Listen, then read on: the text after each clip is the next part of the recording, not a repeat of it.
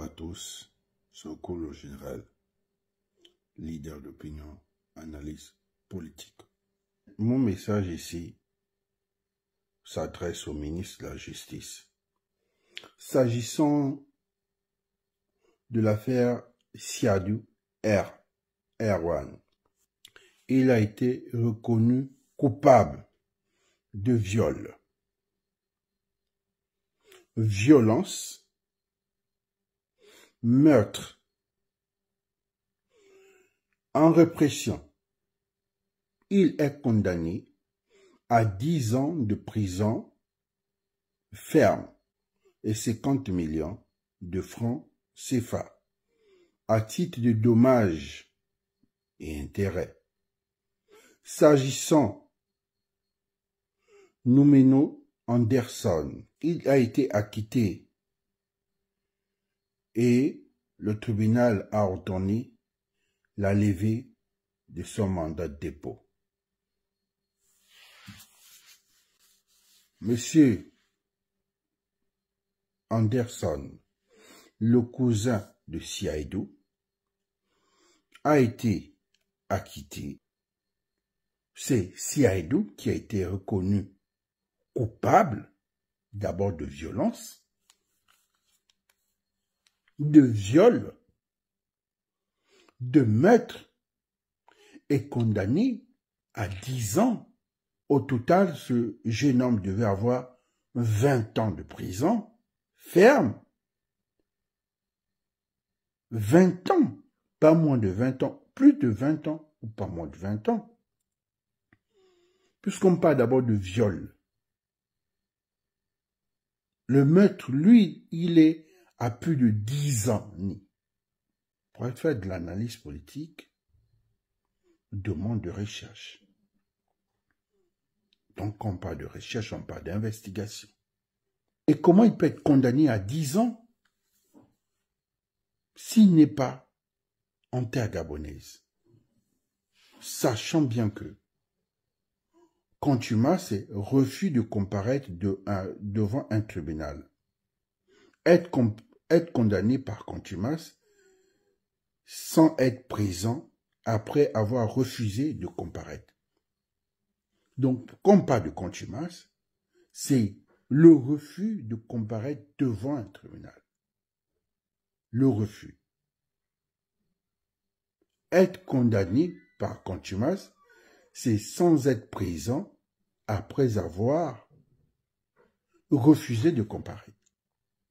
Donc, si on voit bien, il y a un mandat, il n'est pas rentré, donc il est condamné par contumace parce qu'il y a un refus.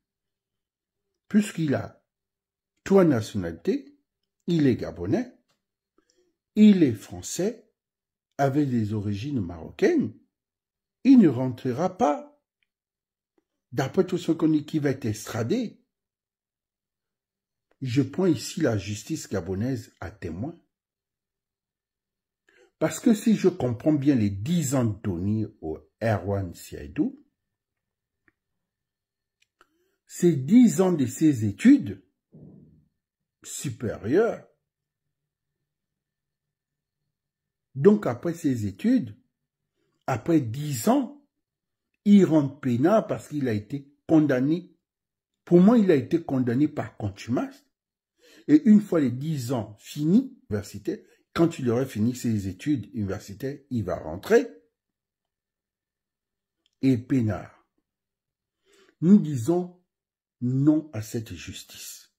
50 millions, qui est une somme dérisoire, 50 millions, pour moi, c'est un mausolée. C'est pas parce qu'on sort des familles lambda que quand on parle de 50 millions, on a l'impression que 50 millions, on peut se construire une vie et puis, bon, 50 millions. Nous, aujourd'hui, on a la tête de ce pays. Monsieur Oligui Nguema, fils de prolétaire, aujourd'hui qui fait la fierté. Mais vous vous rendez compte qu'il était fils de prolétaire? Il n'avait pas un grand nom. Mais aujourd'hui, son nom est hissé à l'international. Un destin placé, vous levez un bon matin à ôter la vie de votre fils, vous aurez accepté que ce Gabonais fasse 10 ans de prison? Je ne pense pas que les moyens que vous aurez. Parce qu'un enfant, c'est un investissement. D'abord en amour, est un investissement en matière de scolarité. Nous allons mettre une pression à la justice gabonaise, une grande pression pour annuler les 10 années de condamnation. S'il doit être même condamné par contumace et qu'il ne revient pas, qu'il soit condamné à plus de 30 ans. Parce que le Gabon, la nationalité gabonaise, c'est quand ça nous arrange. Mais une fois que ça ne nous arrange pas, on fait sortir d'autres nationalités. Et la nationalité gabonaise est une nationalité qui nous sert d'intérêt. Et beaucoup de politiques fonctionnent ainsi. Une fois, quand tout va bien, on brandit la grande nationalité gabonaise. Je suis gabonais. Mais une fois, quand ça ne nous arrange pas, du coup, on utilise la nationalité française ou autre ou américaine. Siadou Erwan doit être condamné à 40 ans de prison. Par contumace, je précise bien parce qu'il ne viendra pas. Il ne sera pas extradé. Donc, il n'y a pas un homme fort à la tête du ministère de la Justice pour restaurer ce système judiciaire comme au Congo. Nous n'avons pas confiance. Et pour avoir la confiance de notre justice, nous avons besoin d'un jeune leader, un juriste de formation, un patriote, celui qui peut représenter le vert, jaune, bleu, un apolitique, celui qui ne fait pas la politique de près de loin. Quand on le voit, on sait que c'était par vocation. Nous ne voulons pas des ministres politiques à la politicienne.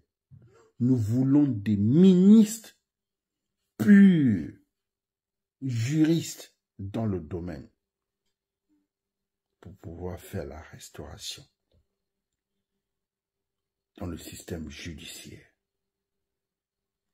Donc je n'ai pas confiance, et je le répète, il ne sera pas extradé.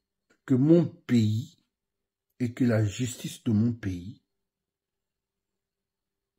redonne cette confiance, cet amour aux Gabonais, de leur faire confiance, extrader le jeune Erwan Siaidou, jeune délinquant, inconscient, meurtrier. Mais nous voulons savoir comment il a pu commettre ce crime, puisqu'on parle d'être humain.